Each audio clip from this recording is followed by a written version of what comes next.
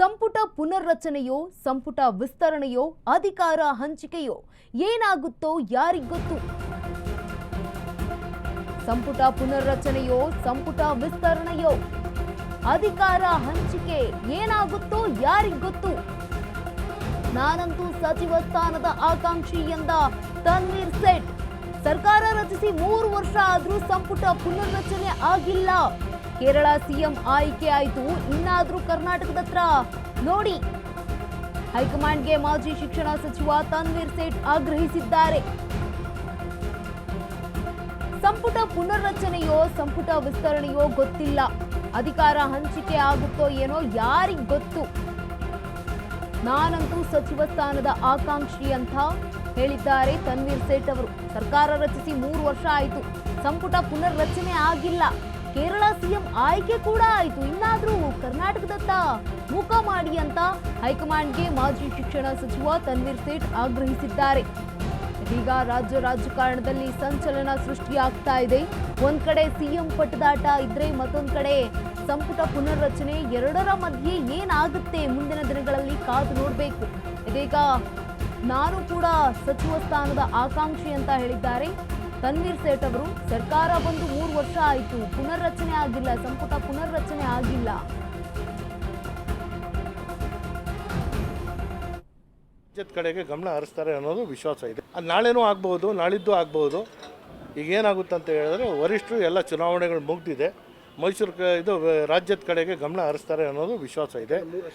ನಮ್ಮ 3 ಅಲ್ಲ 2ವರೆಗೆ ಮಾಡಬೇಕಾಗಿತ್ತು. ಕೇರಳ ಚುನಾವಣೆಯಲ್ಲಿ ಫಲಿತಾಂಶ ಬಂದ ಮೇಲೆಯೂ ಕೂಡ ಗೊಂದಲಗಳಿತ್ತು. ಈಗ ಅಲ್ಲಿಗೂ ಕೂಡ ದಳಪತಿನ ಆಯ್ಕೆ ಮಾಡಿದ್ದಾರೆ.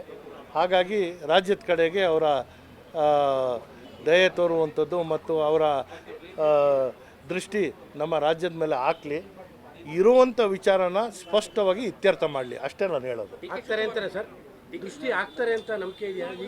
ಆಗಲೇಬೇಕು. ನಾನು ಈ ಹಿಂದೆನೂ ಹೇಳಿದ್ದೇನೆ, ಇವತ್ತು ಪಕ್ಷದ ವಿಚಾರ 4 ಗೋಡೆ ಮಧ್ಯದಲ್ಲಿ ಇರಬೇಕಾಗಿರುವಂಥದ್ದು ಬೀದಿರಂಪ ಆಗ್ತಾಯಿದೆ. ಕಂಡವರು ಅವ್ರ ಮನಸ್ಸು ಬಂದಂತೆ ಅವ್ರು ಮಾತಾಡ್ತಾವ್ರೆ. ಅಧಿಕಾರ ಹಸ್ತಾಂತರ ಬದಲಾವಣೆ ಈ ರೀತಿಯಲ್ಲಿ ಏನಾಗ್ತಾಯಿದೆ ಅಂದರೆ ನಮ್ಮ ಮುಂದೆ ಯಾರ ಮುಂದೆನೂ ಮಾತಾಡದೇ ಇರುವಂಥ ವಿಚಾರ ಸ್ಪಷ್ಟತೆ ಕೊಡಬೇಕಾದ್ರೂ ವರಿಷ್ಠರು. ನಾವು ನಂಬಿರುವಂಥದ್ದು ವರಿಷ್ಠರು ಕೈ ಹಾಕ್ತಾರೆ ಅನ್ನೋ ನಂಬಿಕೆ ನಮಗಿದೆ. ಇನ್ನು ಯಾರ್ಯಾರಿದ್ದಾರೆ ಮಂತ್ರಿಗಿರಿಯ ಆಕಾಂಕ್ಷಿಗಳು ಅನ್ನೋದನ್ನ ಗಮನಿಸ್ತಾ ಹೋಗೋದಾದ್ರೆ ಈಗಾಗಲೇ ಹಲವು ಶಾಸಕರು ಈಗ ಮಂತ್ರಿಗಿರಿಯ ಆಕಾಂಕ್ಷಿಗಳಿದ್ದಾರೆ. ಮೊದಲನೇದಾಗಿ ಗಮನಿಸ್ತಾ ಹೋಗೋದಾದ್ರೆ UT ಖಾದರ್ ಉಳ್ಳಾಳ ಕ್ಷೇತ್ರದವರು. ಇವರು ಈಗಾಗಲೇ ಸ್ಪೀಕರ್ ಇದ್ದಾರೆ, ವಿಧಾನಸಭೆಯ ಸ್ಪೀಕರ್ ಇದ್ದಾರೆ. ಯಲಬುರ್ಗಾ ಕ್ಷೇತ್ರದ ಬಸವರಾಜ ರಾಯರೆಡ್ಡಿ, ಇನ್ನು ಮಧುಗಿರಿ ಕ್ಷೇತ್ರದ KN ರಾಜಣ್ಣ, ಬಳ್ಳಾರಿ ಗ್ರಾಮಾಂತರದ B ನಾಗೇಂದ್ರ, ಹಾಗೆ ಶಿರಾ ಕ್ಷೇತ್ರದ TB ಜಯಚಂದ್ರ, ಜೊತೆಗೆ ರಾಮದುರ್ಗದ ಅಶೋಕ್ ಪಠಾಣ್ ಶಾಸಕರು, ಜೊತೆಗೆ ಬಾಗೇಪಲ್ಲಿ ಕ್ಷೇತ್ರದ SN ಸುಬ್ಬಾರೆಡ್ಡಿ, C ಪುಟ್ಟರಂಗ ಶೆಟ್ಟಿ ಅವರು, ಇವರು ಕೂಡ ಚಾಮರಾಜನಗರದವರು. ಹಂಪನಗೌಡ ಬಾರ್ದಲಿ, ಸಿಂಧನೂರು.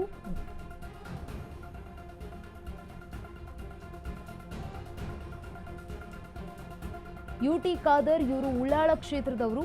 ಇತ್ತ ಬಸವರಾಜ ರಾಯರೆಡ್ಡಿ, ಇನ್ನ TB Jayachandra Sira ಕ್ಷೇತ್ರದವರು, Ashok Pathan Ramdurg ಕ್ಷೇತ್ರದವರು, SN Subbareddy Bagepalli ಕ್ಷೇತ್ರದವರು, C Puttaranga Shetty Chamaraja ಜಿಲ್ಲೆಯವರು.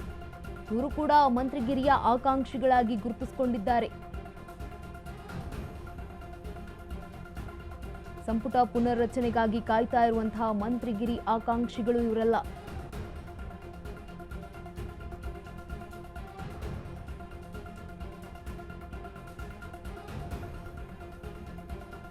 ಶಿರಾ ಕ್ಷೇತ್ರದ ಜಯಚಂದ್ರ ಹಾಗೆ ರಾಮದುರ್ಗ ಕ್ಷೇತ್ರದ ಅಶೋಕ್ ಪಠಾಣ್, ಇನ್ನ ಹಂಪನಗೌಡ ಬಾರ್ದಲಿ ಸಿಂಧನೂರು ಕ್ಷೇತ್ರದವರು ಇವರು. TG ಶಾಂತನಗೌಡ ಹೊನ್ನಾಳಿ ಕ್ಷೇತ್ರದವರು. ಪ್ರಸಾದ್ ಅಬ್ಬಯ್ಯ ಹುಬ್ಬಳ್ಳಿ ಧಾರವಾಡದ ಪೂರ್ವ ವಿಧಾನಸಭಾ ಕ್ಷೇತ್ರದ ಶಾಸಕರಾಗಿದ್ದಾರೆ. UP ಬಣಕಾರ್ ಹಿರೇಕೆರೂರು ಶಾಸಕರು, ಇವರು ಕೂಡ ಮಂತ್ರಿಗಿರಿಯ ಆಕಾಂಕ್ಷಿಗಳಾಗಿದ್ದಾರೆ. ಕೆಲವೊಬ್ಬರು ತುಂಬಾ ವರ್ಷಗಳಿಂದ ಗೆದ್ಕೊಂಡು ಬಂದಿರುವಂತಹ ಶಾಸಕರು ಕೂಡ ಇದ್ದಾರೆ, ಹಿರಿಯರಿದ್ದಾರೆ. ಇನ್ನು ಯಶವಂತ ಯಶವಂತರಾಯ್ ಪಾಟೀಲ್ ಅವರು, ಇವರು ಇಂಡಿ ಕ್ಷೇತ್ರದವರು, ಷಡಕ್ಷರಿ ತಿಪಟೂರು ಕ್ಷೇತ್ರದವರು, ಹಾಗೆ ಎಸ್ಎನ್ ನಾರಾಯಣಸ್ವಾಮಿ ಬಂಗಾರಪೇಟೆ ಕ್ಷೇತ್ರದವರು, ಲಕ್ಷ್ಮಣ್ ಸವದಿ ಅಥಣಿ ಕ್ಷೇತ್ರದವರು. ಲಕ್ಷ್ಮಣ್ ಸವದಿ ಮುಂಚೆ ಬಿಜೆಪಿಯಲ್ಲಿದ್ದಂಥವರು, ಅವ್ರಿಗೂ ಕೂಡ ಮಂತ್ರಿಗಿರಿಯನ್ನ ಕೊಡ್ತೀವಿ ಅಂತ ಹೇಳ್ಬಿಟ್ಟು ಅವರನ್ನ ಒಂದು ಕಾಂಗ್ರೆಸ್ ಪಕ್ಷಕ್ಕೆ ತರುವಲ್ಲಿ ಯಶಸ್ವಿಯಾಗಿದ್ರು ಡಿ ಕೆ ಶಿವಕುಮಾರ್ ಅವರು.